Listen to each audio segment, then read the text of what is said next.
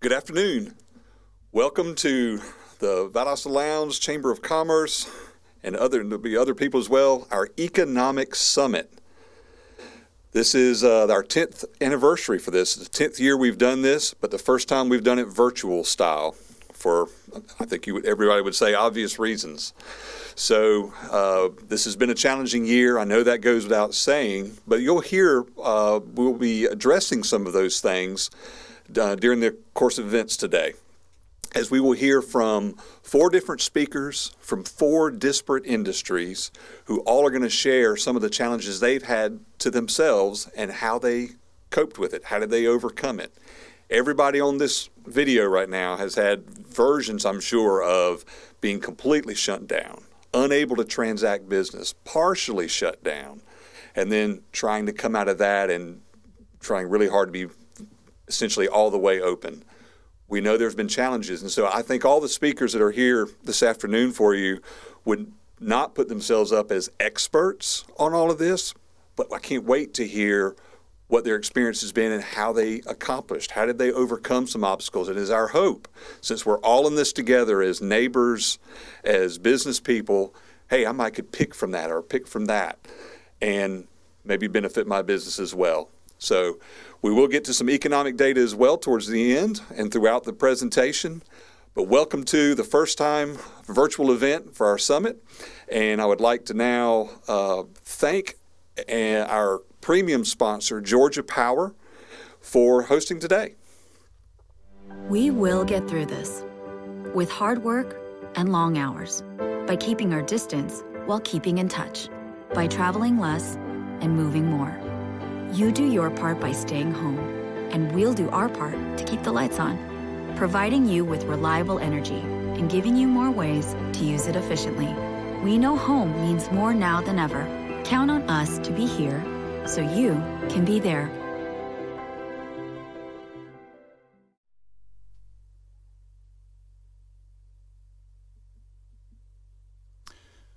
Well, thank you, Lee. Georgia Power is proud to be the sponsor of the 10th Annual Economic Summit. I'm Joe Brownlee, the Regional Director for Georgia Power, and I'm based here out of Valdosta. The purpose for this update from me today is not so much to talk about wires and storm response and power plant construction. You hear about that a good bit from us. I know many of you, and we've worked together in the past, but COVID has made everything a little different. And during this time, during this environment, I want to talk about our engagement in the communities that we serve. Our CEO likes to say, when we talk about what we do in economic development, we want to create hope.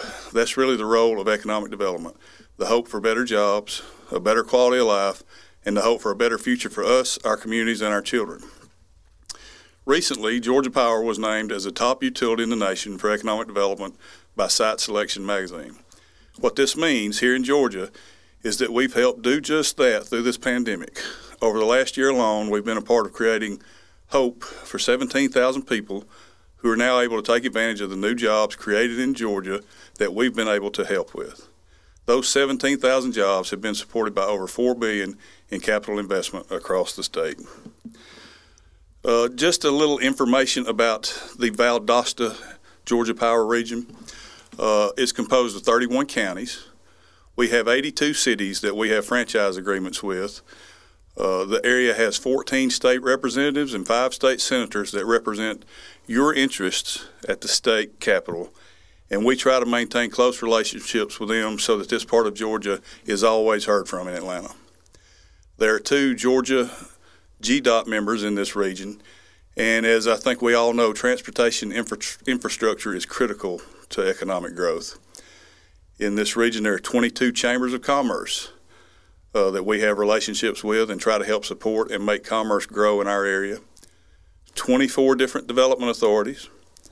There are 4 technical colleges with 14 different campus locations. And beginning this past September 1st, I'm really proud of 2 of Georgia Power's team members. Lynn Lovett out of Tifton is serving as the chair of the board for Southern Regional Technical College, and Don Porter is serving as the chair of South Georgia Technical College, and I'm currently serving on the board at Wiregrass. We've got 5 colleges in our great university, Valdosta State, which supports every one of our Georgia Power region counties here. And we're really honored to work with them on many different initiatives. We have 2 military bases in this region, which contribute greatly to economic growth. We've got a former U.S. president, and currently Jason Shaw, who lives just down the road, is serving on the Public Service Commission, member and a great friend of the Valdosta Chamber. We have 3 U.S. congressmen, 2 are Republicans, and 1 are Democrat that represent this Georgia Power region. So a lot goes on in South Georgia that you don't hear about on the 6 o'clock news. These were just some of the people and areas and organizations that we're involved with here in South Georgia.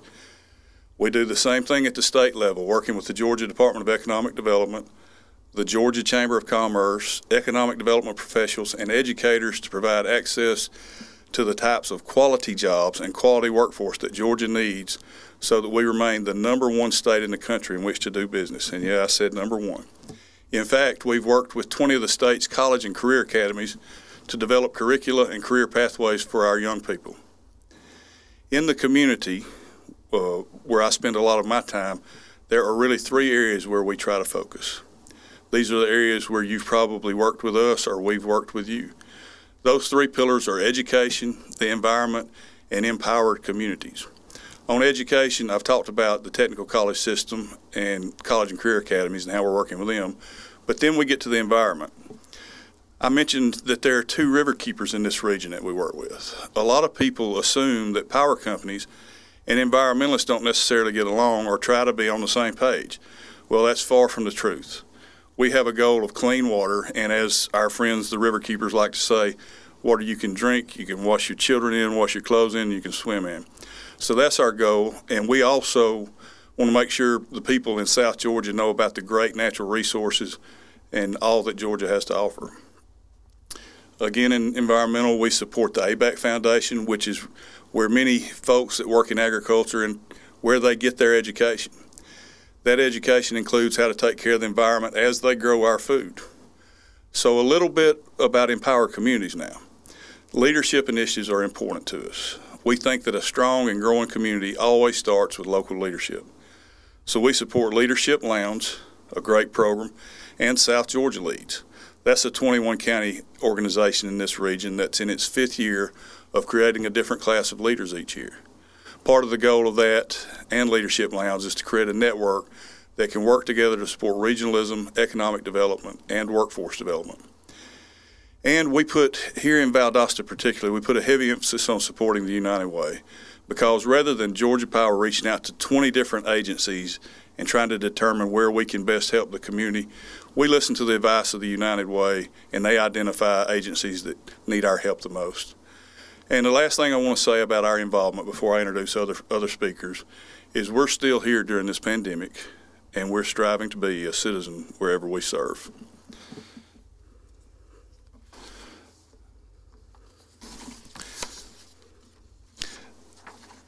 I have 3 presenters today, the first 3 presenters that I want to welcome. And the first one is Ellen Hill. She's the Valdosta Main Street Director.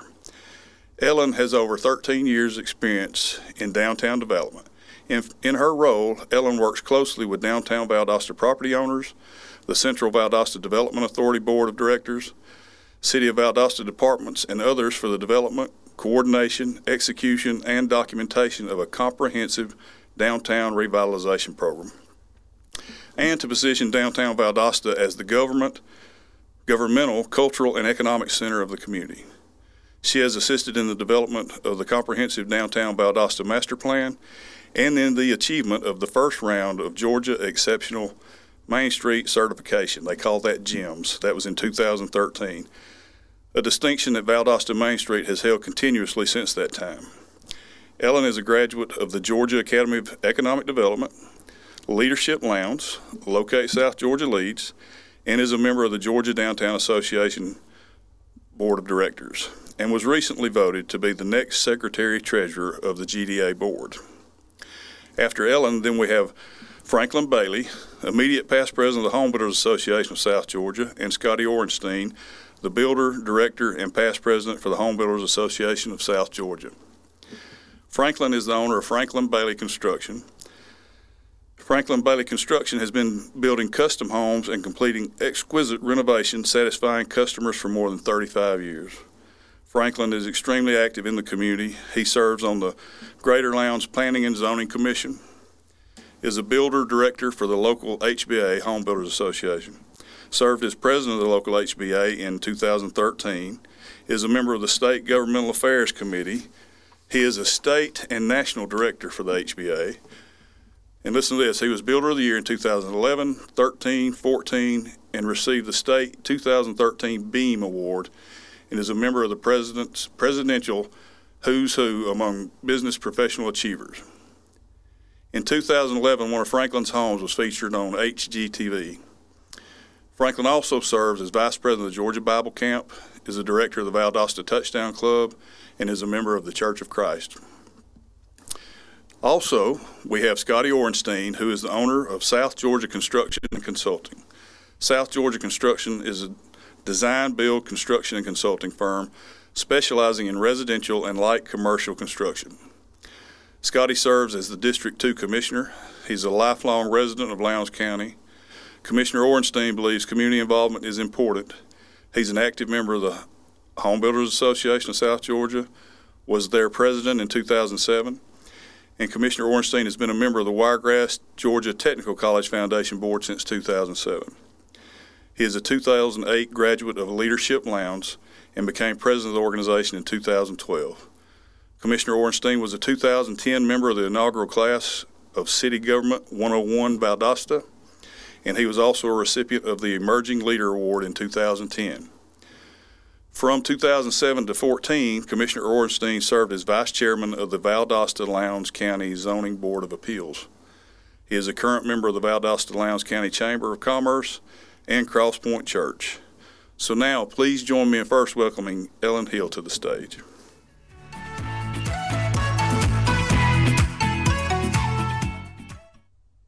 Hello.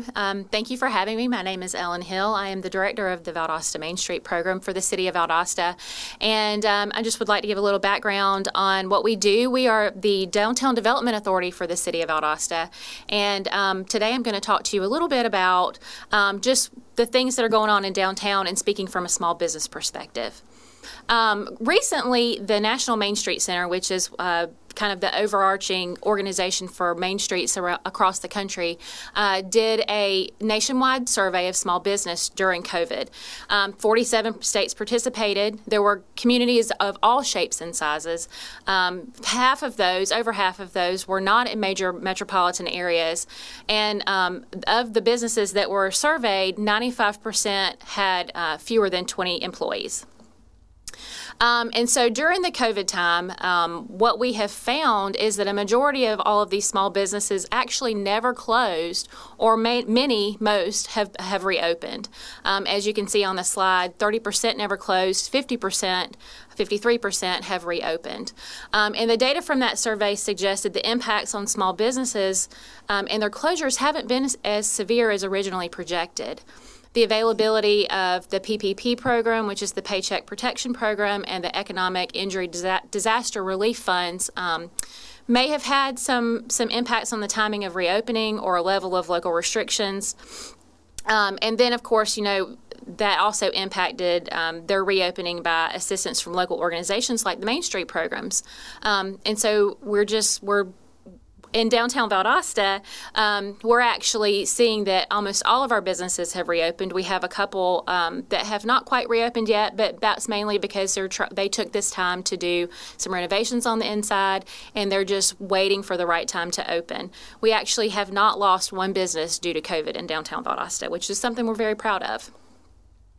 Many of the businesses that were in this survey talked about how they were leveraging their revenues. That more than 60% of business owners indicated that they plan to leverage regular revenues, their e-commerce revenues, or promotions with gift certificates, and didn't plan to leverage any further credit card debt, bank loans, new lines of credit, or government loans. And 33% of the respondent businesses said that they exclusively identify regular revenues, e-commerce revenues, or promotions with gift certificates and memberships as a means to finance the operations during this time. And as you can see, this is a really good example from our downtown businesses. They all pulled together and did a special Mother's Day basket. They've done this for many of the holidays that were happening through COVID. But they all banded together and they all supported each other, and they want to make sure that they get their message out that they're open and that they're still here and that they're still open and ready for business. So as you can see, we all know we have a Mask Up Valdosta campaign, and many of our businesses, of course, over half, set requirements that staff and customers at their businesses wear face masks. They've had hand sanitizer at the entrance of their businesses, posted information on their doorsteps, and just taking that extra step to prevent the spread of the disease. Many of them, especially restaurants, of course, limited their seating or admission. And then, of course, minimizing contact. Maybe they've adopted curbside service pickup, which many of our downtown businesses have, or changed their delivery models, or instituted outdoor dining or seating. So as you can see from our wonderful picture here of Mickey and her crew at Jesse's Restaurant, there were some really great changes. Especially in a downtown area, you have a highway that's running through our downtown, so sometimes it's hard to do curbside pickup, but we were innovative and our guys really stepped up to the challenge to make sure that we could do curbside. Some of those successful changes have been widely adopted, and so the use or requirement of masks were very common, of course. Hand sanitizer again, curbside pickup. All of those seem to be successful changes for our small businesses across the country and here in Valdosta. But there have been some cost-prohibitive changes that may have come about, opening up online or e-commerce options. 10% of the respondents to that survey said that they did that, but that is very expensive to do. Instituting delivery services and easy pickup of goods. Maybe they didn't do that because of cost prohibitions because of having to purchase a car for the business, say. And then, of course, other touch-free options for payments and or door operations. So most of what we have seen in downtown is that we have the curbside pickup. We do the online business, or just moved business outdoors to maybe a sidewalk sale option. Main Streets, what we do in our office, offered really high, steady, increasing levels of support over time and throughout the pandemic. Many business owners indicated that Main Street programs across the nation and here locally offered great levels of support for nonprofit, great levels of support for the small businesses, and then, of course, other support came from nonprofits and from government entities. So a little over half of those respondents said that Main Streets did offer some degree of support through the pandemic. And then you can see that Main Street was a consistent source of business-related support, and just wanted to make sure that the needs of all of our small businesses were met.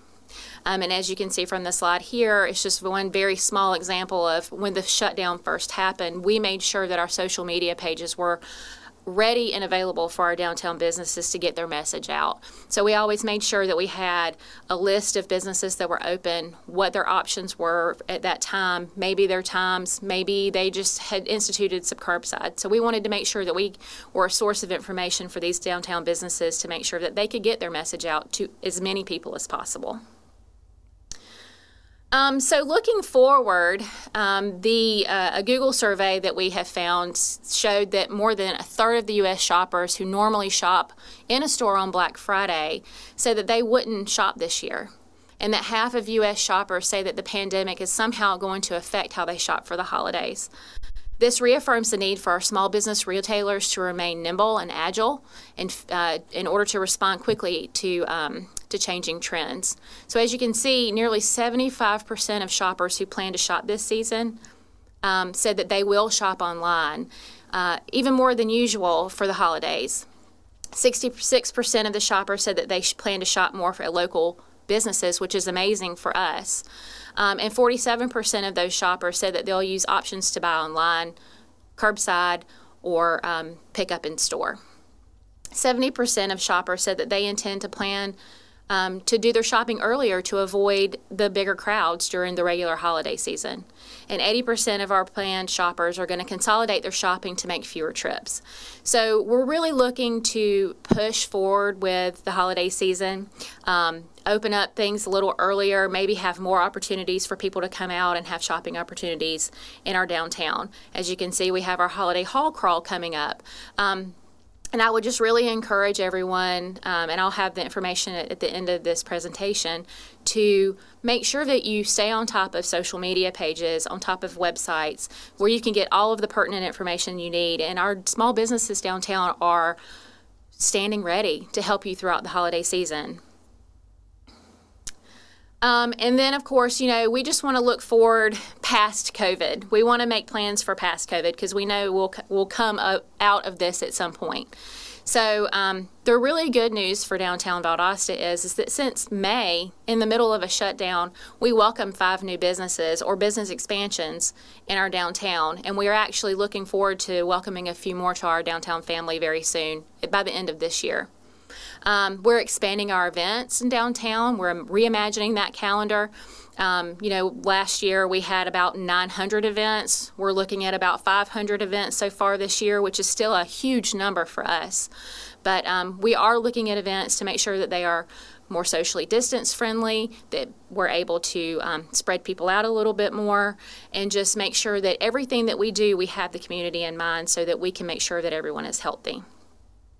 We continue to support our businesses and look forward to new incentives to help them out. This is always very important. No matter what, we're here to make sure that our downtown area is vibrant and has wonderful shops and restaurants to go into. And so we want to make sure that we're supporting those businesses. And then, of course, our future plans. We're always going to continue to plan for the future. We're always looking forward to the next best thing that we can do, that we can bring to our community to make sure that downtown Valdosta is vibrant and fun and somewhere someone wants to do business. So we're really looking forward to partnering up with our small businesses, any prospective businesses, our Chamber of Commerce, and everyone to make sure that we're open for business and we're here and we're ready to support. So finally, this is our contact information. We are on Instagram, we're on the Facebook, we're online, and we just invite everyone to jot down these tags and make sure that you're following us on every sort of social media platform that you can, because that is our number one way to get information out to everyone. And finally, this is my contact information. And if you should have any questions or concerns or anything that you would like to see from downtown, reach out to me. I'm always around and always happy to answer questions or to meet with someone. So I really look forward to the rest of the presentations today. And at this time, I would like to invite the Home Builders Association to come up and speak. Thank you very much.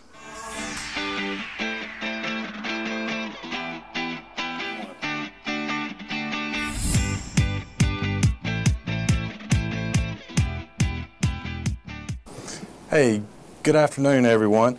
My name is Scottie Orenstein, and this is Franklin Bailey, and we're here today speaking on behalf of and representing the home building industry, specifically the Home Builders Association of South Georgia. And let me just begin by saying that we strongly feel that housing is central to American family life and critical to the thriving economy. The state of the housing industry is a good barometer of the broader economy and the condition of the nation's social fabric. Amidst the current recession spurred by the coronavirus pandemic, the housing industry is one of the few bright spots. Due to low inventory, low interest rates, and pent-up demand, the industry is poised to lead the economy back to strength. And as Scottie said, I'm Franklin Bailey. I do appreciate the opportunity of being here this afternoon. And as you might can tell, Scottie and I do not do this for a living, so we may be a little nervous this afternoon. Economic impact of housing in our areas, let's examine it just for a second. On a typical house that myself or Scottie may build, and we use some of the same people, there's approximately 60 to 80 people, different people on each job that is doing a job there that's getting paid for it. Instant economic impact. That doesn't include realtors that have an impact on the market. That doesn't include the attorneys that do the closings for us. That doesn't include the bankers that also handle our funding for houses. So as you see, there's a huge economic impact just from those areas as far as employment goes. And as Scottie and I were talking earlier today, just one of my vendors so far this year, with the dollar amount that I've spent based on an 8% sales tax, I've spent $64,000 in sales tax with one vendor this year. Is the housing market an economic impact? Most definitely. Sure it is. And you know, home buying interest, even among COVID, is at an all-time high. New house sales right now are at the highest since September of 2006. We again attribute that to the low inventory that we're currently seeing and the low interest rates. And just to segue off what Scottie said, the low interest rates are definitely the driver right now. I mean, if you stop and consider getting a new house at under 3% interest rate is almost a no-brainer if you're in the market for a new house. And as Scottie also said, the housing market is at all-time high since 2006. Unfortunately, we all know what happened just a few years after that with the recession, the housing recession of our time. Also on that, currently there's a 3.3% void, if you will, of having enough houses built ready for sales that could happen immediately. And so back to the COVID issue, some of the stuff that is driving that is some of the material shortages, which they could be windows, they could be doors, they could be siding, many different variables that are slowing our process down from completing projects. Yeah, and I agree with Franklin. Part two is that part of what we're seeing in our industry is the manufacturers and the issues that they're having within their plants and facilities all over the United States. You know, they're not unlike us. Their folks are affected by this virus as well, and some folks are not able to show up for work, and things aren't getting produced as quickly as they used to. So therefore, we're seeing it on our end that things are just a little slower to obtain now. And ultimately, the overall experience of construction, for especially like a pre-sold, you know, the times have extended a little bit. But overall, doing really well, though, I would think, despite the material shortages and so forth. That's true. We are all extremely blessed with all that is going on. As we all know, COVID really impacted us tremendously back in the early spring. We are thankful that our great governor of the state of Georgia, Brian Kemp, deemed us essential workers, that we could keep this activity going on and keep the economic impact of our local city and county government going forward. We do, not to be repetitive, but the continual backlog of materials due to COVID with the manufacturer shutting down is hampering us a little bit right now. And not only hampering us, but is severely driving price structure up. And I'll let Scottie touch on the prices, how they've escalated tremendously since spring. Yeah, so in September we started seeing some slight upticks in material costs. Professionals and the experts at NAHB say that anywhere between 120% and 165% increase in material costs. So that has affected us. I mean, many of us who were in contracts with, for instance, first-time home buyers, we had to absorb those additional costs. And just to give you an example, on what we call an affordable home, which is somewhere under $200,000, we're seeing an increase of about $12,000 to $14,000 overall on a new home, again, of a value of about $200,000. So, you know, we can't pass that along to some of these first-time home buyers who are already on a fixed income, already pre-qualified, and have a maximum amount that they've borrowed. So, so we've basically had to absorb those costs, and we're very hopeful. We've seen some signs over the past 2 weeks that material prices are coming down a little bit. But for instance, out of that 165% increase, something like that, it's only come down just under 20%, back towards where we're used to seeing things pre-September. So we're optimistic that we'll see some things happening in the material world that will benefit us, but But right now, it's still high, and we don't know when we're going to see those changes come. We're optimistic that that after the holidays, but nobody knows at this point. And continuing that, as Scottie said, a tremendous spike in our lumber and plywood materials. I will tell you that the National Home Builder Association, based in Washington, has met formally with the president, and they have made some attempts. And over the last 30 days, we at one time this year, our average price per board foot of lumber was like $950 per thousand. That may not mean anything to anybody, but now we've seen about $120 per thousand decrease just from some attempts the president has done for our association. As far as Scottie mentioned affordable housing, and that's a huge driver in our local economy here is affordable housing.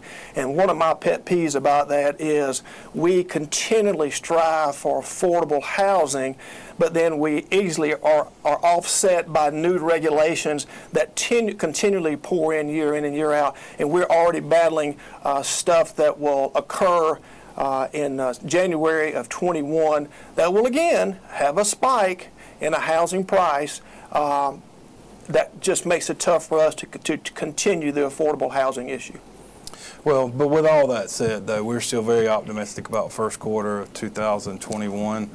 I feel like that there's, Franklin, and correct me if I'm wrong, but I feel like we're seeing some folks now that are wanting new construction, that want a new home, and they're poised and ready under plan review and plan creation and design at the moment, but they're just sitting back watching these lumber prices. So although we feel like the fourth quarter numbers for new housing starts may be a little bit slower than they originally anticipated at the first of the year, I feel like that we'll see double that first quarter 2021. And I, like Scottie, what he just said, we are both extremely blessed. Not only this year, but 2019 was also a very good year for he and I both. And as far as the new construction coming out of the ground, I have, and Scottie maybe would go along with this, have seen just a little downtick, people watching prices, trying to negotiate through when do I pull the trigger on signing the contract because the lumber price is up, and they're weighing that against 2.85% interest rate at the bank. So they are sitting there waiting a little bit. He and I both have seen just a little uptick and maybe some renovations and add-ons to houses right now. He and I both are blessed with this right now. And so it's just a wait and see game to see if material costs will come back down to earth. So all of that said, I think that if we had any advice for someone now who is looking to build a new home, I think that the advice I would have now is find a builder that you trust, research their work, make sure they're licensed, and start working on your design now, because this is the single largest investment that you'll probably make in your life. We always say that next to your health, your home is probably, obviously family and health, but your home is probably the next most valuable and precious thing to you. So take the time now to get in the design plan process, and like I said, we'll continue to watch these lumber prices, and any local reputable builder will be able to tell you when to pull the trigger on going ahead and starting construction. Right. And I know Scottie and I have rambled for 10 or 12 minutes now, and probably rambled more than we discussed anything. But if you have any further questions about the housing industry and the impact and what can be done, feel free to call our local home builder's office here in town. 247-8422, or you can go to hbasg.org. Yep. I'm Heath Dawson with First Commerce Credit Union. We are proud to sponsor the 2021 Chamber Annual Awards Dinner. Join the Valdosta Lowndes Chamber virtually as we recognize some of the brightest businesses in Lowndes County. Thursday, February 25th, during a professionally produced live stream event from 7 to 8:30 p.m. Tickets are $25 and available now. Be sure to join us.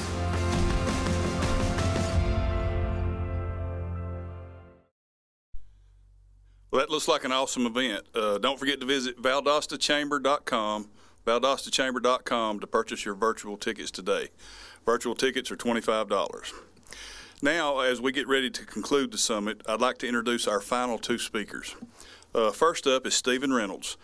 Stephen is the Amherst Valdosta Market President. He joined Amherst Bank in February of 2019 and is responsible for the oversight of core banking activities in the market and building and strengthening the bank's initiatives and programs. Prior to joining Amherst Bank, Reynolds was the Valdosta President for Bank OZK.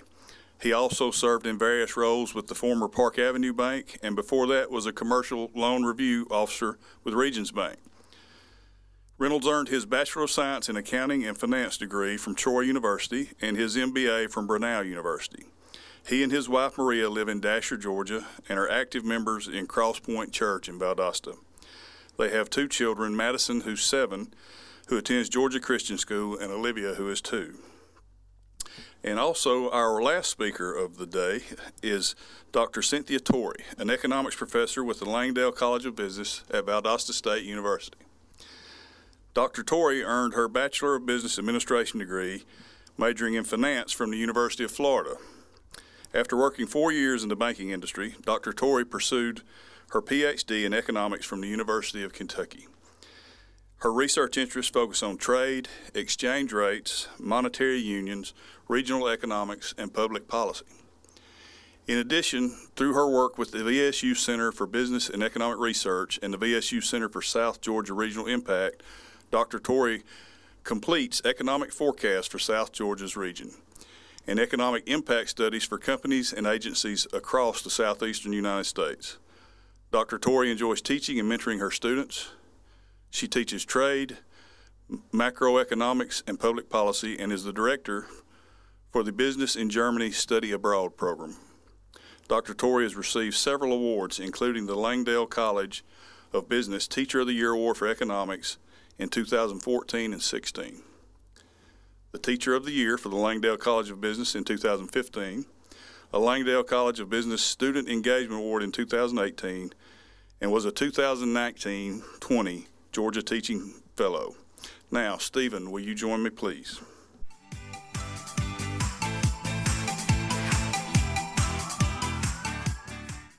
Thank you, Joe, for the introduction, and thank you, Chamber, for inviting me to speak today. When Betty asked me to present at this year's Economic Summit, I struggled at first to find the silver lining at the end of the tunnel with banking. During March, April, and May, there was very little clarity on where things would go. Me and fellow bankers would look at each other and wonder if this was the beginning of the next Great Recession. The next few slides will help show that banks are in a much stronger position going forward, and we should weather the storm along with the rest of the economy. Also touch on some changes that have occurred in banking, as well as show how important community banks are to our local economy. Impact on banks. We've seen a dramatic change in interest rates. Also, our capital ratios. I'll touch on that, along with loan loss provisions, and just show how strong banking is right now. Impact on the economy. We'll touch on this as well and show you the industries affected, which ones of those are really affecting community banks, and how stimulus has impacted our local economy. Changes in the banking industry have already occurred, and we do expect to see a lot more change going forward. Technology, number one, our opening procedures with banks closed, and our loan qualification process. And lastly, just going to touch on the importance of banking locally. Interest rates, as most of you know, and home builders touched on it as well, 30-year mortgage rates are at an all-time low. Even at the 2012, we touched just below 3.5%. We started to see some improvement in 2018. Fears of a recession in late 2019 started to decline rates, and then we saw a sharp decline in 2020. 10-year U.S. Treasury notes, this is kind of the lifeblood of community banks. This is how we price most commercial loans. As you'll see, almost identical to 30-year mortgages. We've seen a sharp decline, and rates have pretty much stayed pretty much in that 70 basis point range. What that has done is this next slide, this is our net interest margin. This is the lifeblood of our revenue cycle at the bank. As you can see, in 2010, we were at about a 3.76% net interest margin. That's the difference between what income we receive on loans versus the deposit rate we pay customers. In 2020, those margins have compressed to the point we're at a 2.97% net interest margin. And as most of you know, your deposit rates are virtually near zero right now. There's a little money on deposits for CDs, but as loan rates come down, we have less ability to lower our cost, which is just further going to compress margins. And we fully expect to see margins compress further in the fourth quarter. Probably the most common question I receive, and most bankers do, is how is the banking industry today compared to prior to the Great Recession? And this graph pretty shows it pretty well. Tier 1 capital ratios pre the Great Recession were around 8% and bottomed out about 6% in 2009. And at that time, over 6.5% of banks were labeled as not well capitalized. If you look at the end of 2019, what we're seeing is capital ratios at banks are strong, 12%, much higher than pre-recession levels. And the number of banks labeled as not well capitalized is less than 0.5%. Basically, banks are very strong right now. We're looking at being able to weather the storm and come through to the other end and continue to support small business through this. Loan loss provisions, this is a percentage of reserves we set aside for problem loans. 2004, pre-recession, was probably the peak, 168% of problem loans we'd set aside for. At the bottom, we hit 74%. And today, as of the end of second quarter, we've already reserved, banks as a whole across the nation, 205% of problem loans. That's not to say there aren't further problems to arise, and we fully expect that.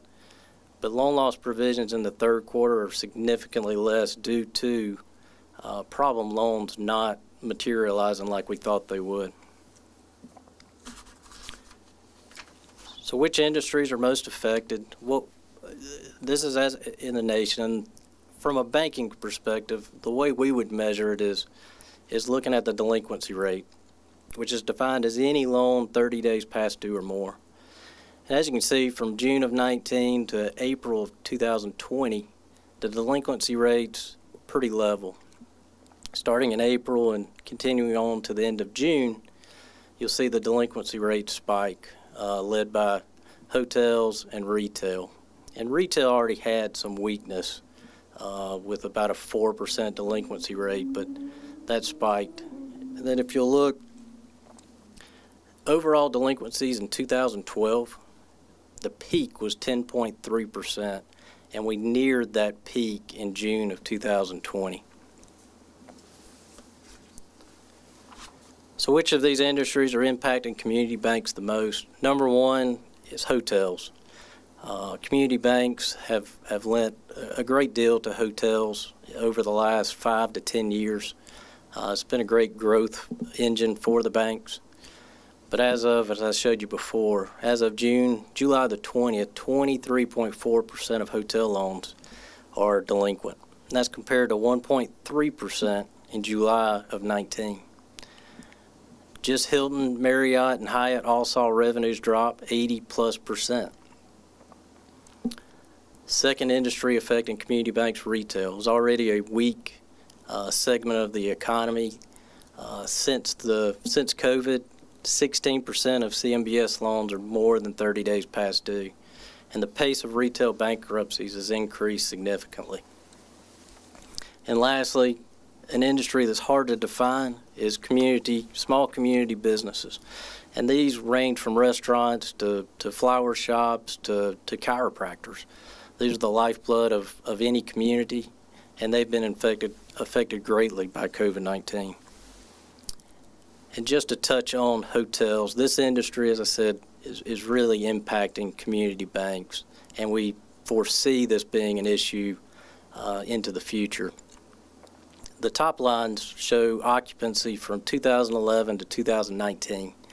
And as you can see, it's within a narrow band, and there's some seasonality, but for the most part, it's within 5 to 10%.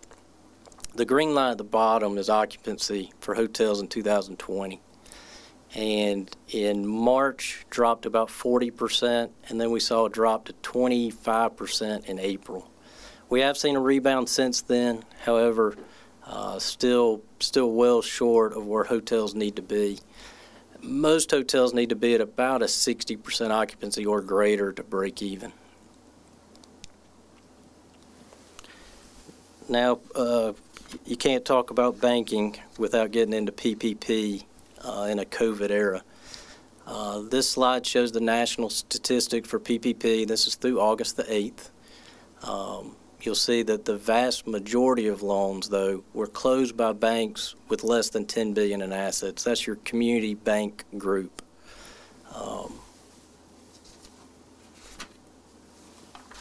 Next slide. This breaks down just Lowndes County. In Lowndes County alone, there were 1,800 PPP loans closed and funded. Of those, 68% were closed by local community banks with a presence in Lowndes County.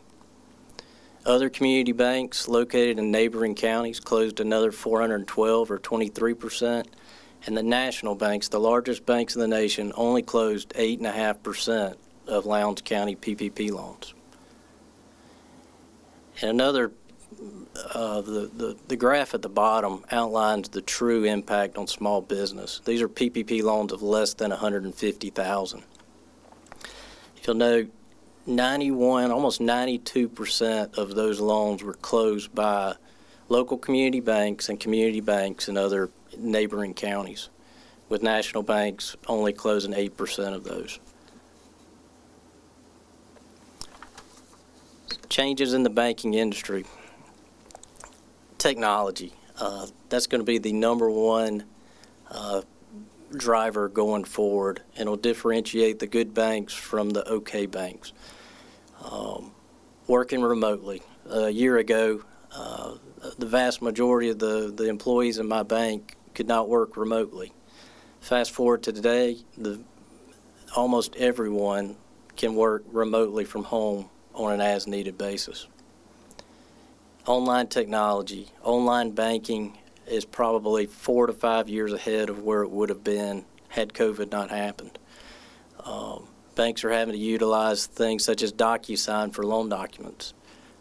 Before COVID, Ameris Bank had not closed a loan via DocuSign, and as of today, all PPP loans at Ameris Bank were closed utilizing DocuSign. Approved efficiency.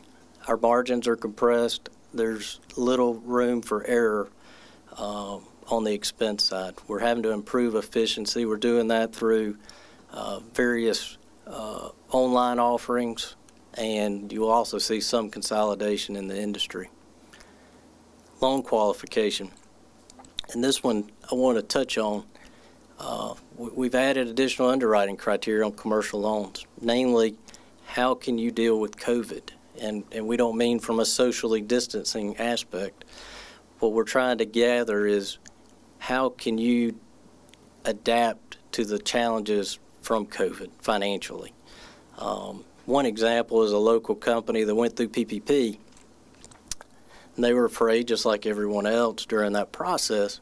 But what we found was that once they got through that 2-month period, they identified new opportunities. And actually, 3 months past COVID, expanded their facility and bought a new building because of new opportunities that they uncovered. And these aren't opportunities that are just COVID related. They just refocused their efforts and found new opportunities. So, the importance of banking locally. What we found during PPP is the vast majority of people that came to us did not have a local banker. They didn't have debt, so they didn't know who to call.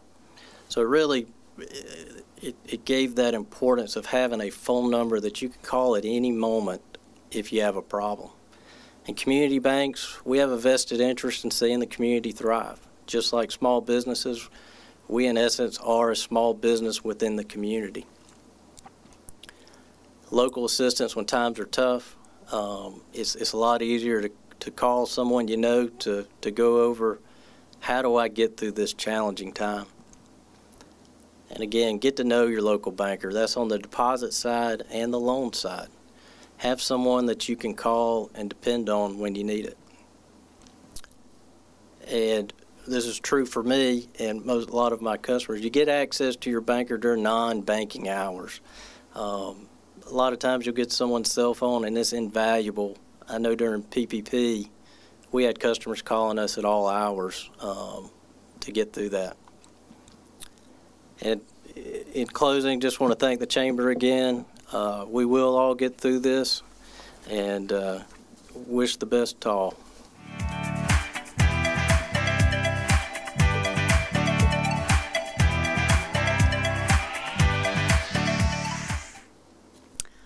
Good afternoon, and I'm so happy to be here today, and I want to thank the Chamber for putting together such a great and valuable program for our community.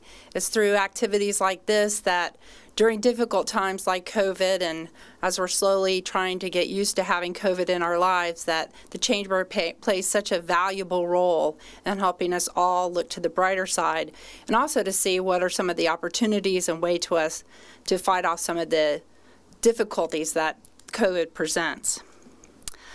During previous economic summits, I have presented the Lowndes by the Numbers report, which compared the people and job indicators for the greater Valdosta area and compared it to its peer and aspirant communities.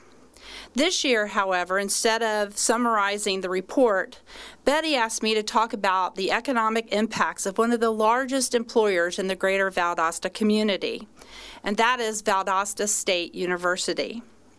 Since opening its doors in 1913, Valdosta State has been a valuable partner in our community by enhancing the lives of the greater Valdosta community and the South Georgia region. From a quality of life perspective, Valdosta State faculty, staff, students, and administrators engage in activities that improve our community. For example, the Dewar College of Education and Human Services provides the Sullivan Literacy Program, which offers one-on-one and small group literacy skill building activities for elementary school children. The College of Arts provides the Peach State Summer Theater and the Valdosta Symphony Orchestra. The College of Science and Mathematics provides science camps for K-12 students during semester breaks and the summer months.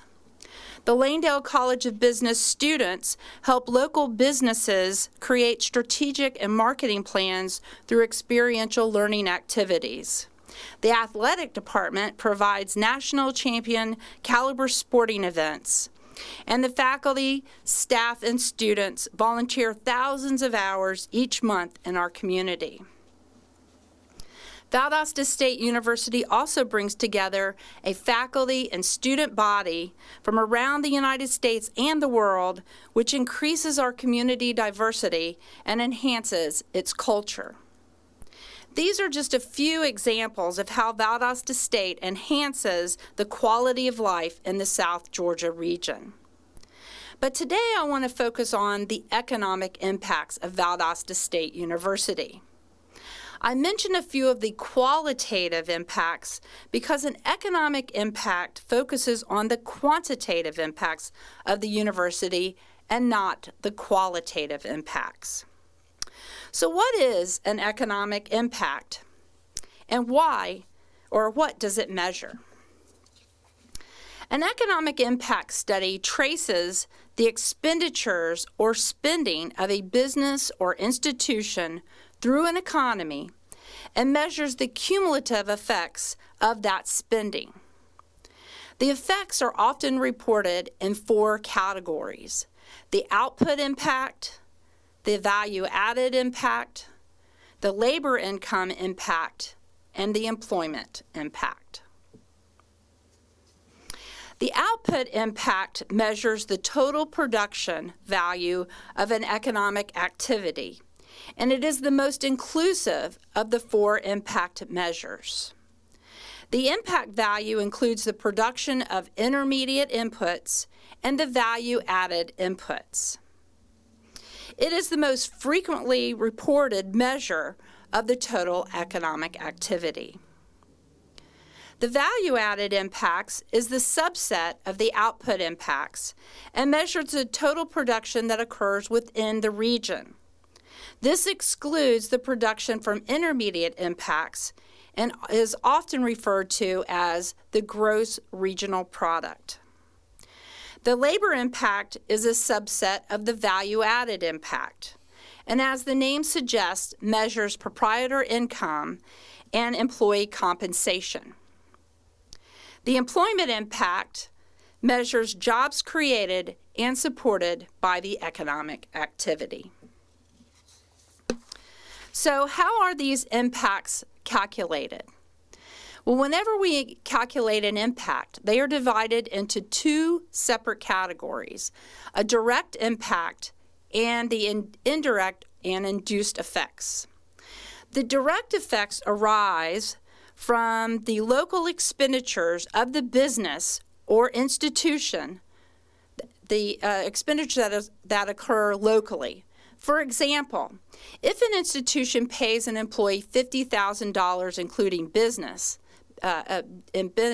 benefits, only a fraction of that expenditure is repeated or spent locally. The benefits go outside our community, taxes are heading to Atlanta or to Washington, D.C., but there is a portion of the income that stays local.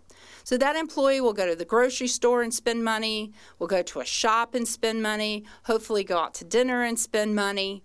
Those are the impacts that these are the type of expenditures that are felt in our economy. So the direct effect is the paying of the salary to the employee. The subsequent spending, when the employee goes to the grocery store or to the community center or to the shop, that would be the indirect or induced effects. So the indirect and induced effects are the subsequent local expenditures that are often referred to as the multiplier effects. For Valdosta State University, when we look at the economic impact of the university, it's not only looking at the expenditures of the university itself, but it's also the expenditures that arise from the students that we attract to the university. So any type of local expenditures, from our salaries that we spend locally to any type of construction that might go on locally, and the living expenses associated with our students, all of that would comprise the direct effects. The University System of Georgia has 26 institutions, and for the fiscal year 2019, for the state of Georgia, its output effect was $18.5 billion, with an employment impact of 157,770 employees. So the direct and the induced and indirect effects had the multiplier effect of expanding the initial direct expenditures to having a total impact on jobs and output for our state. Valdosta State's numbers are included in this University System of Georgia number. Now let's take a look at the VSU numbers. Now these are the total impact effects. For Valdosta State University for the fiscal year 2019, the economic impact of the university was around $383.5 million. That includes the direct effects of the students in the university and the indirect and induced effects from those subsequent spending. The value-added impact, or our gross regional impact for the university, was $247.7 million. All of this economic activity helped to employ or support the employment of 4,241 people. Now, for the fiscal year 2019, that was the year that began July 1st, 2018, and concluded on June 30th, 2019. So these numbers do not include the COVID activities. When the numbers from the university and the university system are finalized, because of the lockdown of the universities during the months of March, April, May, June, July, our economic impact for the fiscal year 2020 will probably be much less. Students, some of them left the community, and of course there was a lockdown of economic activity, so there was no multiplier effect. However, as the university opened this fall 2020, we saw a return of economic activity. Even though the state of Georgia has reduced our budget by around 10.5%, the university was able to maintain a lot of the employees here locally and reduced expenditures that went outside our community, such as travel. In addition, through efforts of our admissions office, we were able to increase our enrollment by about 10%. In fall 2019, enrollment for the VSU was around 11,270 students. This fall, enrollment jumped to 12,545 students. So although the expenditures locally may be a little bit lower because of a reduction in our state budget, we have attracted more students to our community and have opened up our university using COVID safety protocols so that the economic impact will hopefully no longer be felt that we felt earlier in the spring. So thank you very much, and have a good day.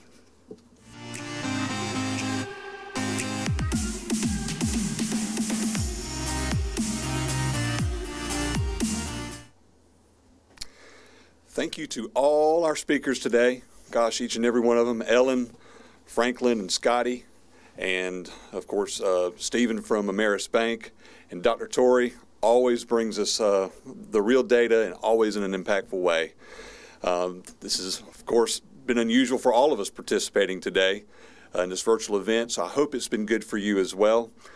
Not all news has been great. We saw some graphs going in the wrong way, but we see that the community we live in is the best place there can be to thrive and recover from what we're all walking through. Well, two last things would be thank you once more to Georgia Power for sponsoring and underwriting this entire event. It was free to everybody that viewed today, and we can thank Georgia Power for that, in addition to all they do as being a great member of our community, being a great neighbor. And behind the scenes, Event Point, these are the guys that, though they like to stay invisible, they always make what is visible, what you see, an outstanding event. Thank you, guys. And then finally, as we wrap up, and I say good afternoon to you, wanted to give you one more reminder of the Chamber Annual Awards early next year, and we've got a reminder of that. Everyone, have a good day. Take care. I'm Heath Dawson with First Commerce Credit Union. We are proud to sponsor the 2021 Chamber Annual Awards Dinner. Join the Valdosta Lowndes Chamber virtually as we recognize some of the brightest businesses in Lowndes County. Thursday, February 25th, during a professionally produced live stream event from 7 to 8:30 p.m. Tickets are $25 and available now. Be sure to join us.